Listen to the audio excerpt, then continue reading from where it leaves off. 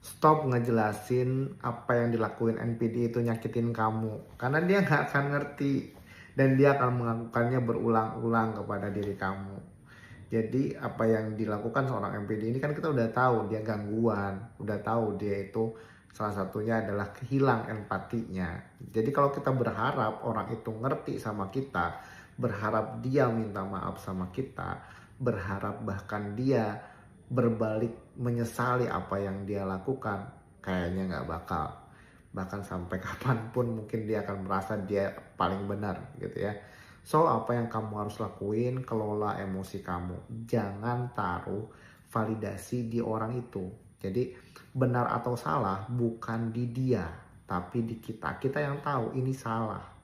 Kita yang tahu yang dia lakuin itu salah. Dan kalau itu udah kelewatan, cut off. Anda harus tegas dengan dia.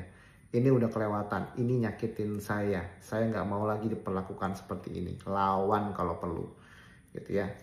Jadi capek kita menjelaskan sama orang yang nggak akan ngerti, percuma, gitu ya. Yang kedua, pahamin gitu bahwa ketika Anda menjelaskan pada orang NPD gitu ya, mungkin dia mengiya-iyakan gitu ya, tapi itu adalah trik buat dia mengulang kembali di satu hari gitu ya. Dengan apa? Dengan mengatakan bahwa kan aku udah minta maaf kemarin, makanya ini kenapa sih yang kemarin dibahas lagi, padahal hal yang sama yang dia udah lakuin dilakuin lagi. Biasanya sih seperti itu gitu ya.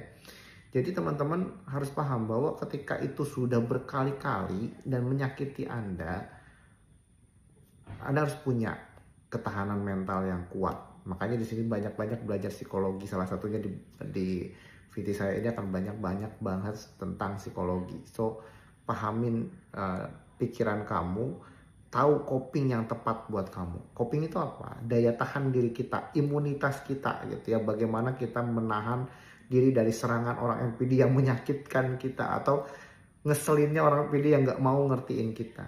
Ada tiga ya, ada yang namanya coping spiritual, ada yang namanya coping yang emosional, ada yang namanya coping problem solving coping gitu ya. Jadi kita bisa fokus ke mengelola emosi, meditasi, yoga, hipnoterapi, self hypnosis, berkata positif pada diri gitu ya. Terus mandi air garam gitu ya, atau mandi air hangat yang bikin kita nyaman gitu, atau secara spiritual ngaji lah atau beribadah dan lain-lain yang membuat kita tenang gitu ya. Atau kita fokus pada problem solvingnya dibanding kita fokus pada benar dan salahnya gitu. So itulah tips buat teman-teman